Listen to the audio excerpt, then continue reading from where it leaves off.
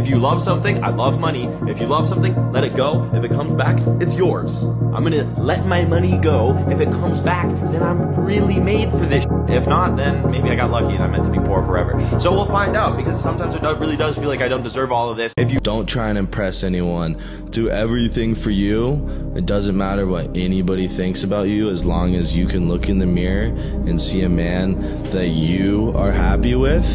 That's all that matters, because the second you start taking other people's opinion into your mind, then you're no longer living life for you and participating in any activity because somebody else wants you to is guaranteed to be an unfulfilling activity. Even if it's your own parents, they care about you, they love you, but they don't know what's right for you, and you'll know what's right if it feels right. So only do shit that you enjoy and makes you happy.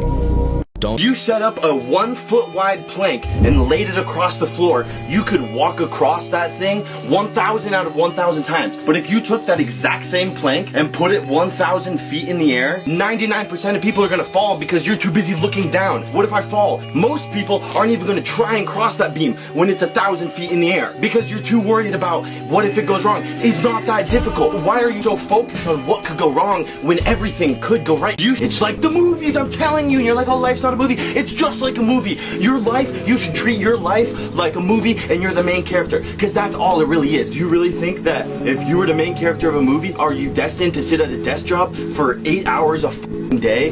Everybody else's opinions, what everyone else is doing, because you're the main character of your movie. And I'm telling you guys, you're meant to succeed. Oh my god, you're meant to succeed. It drives me mad just thinking about how many people don't truly believe that they can succeed. The task itself is not that hard. Crossing the beam is not that hard, guys, I promise you. It's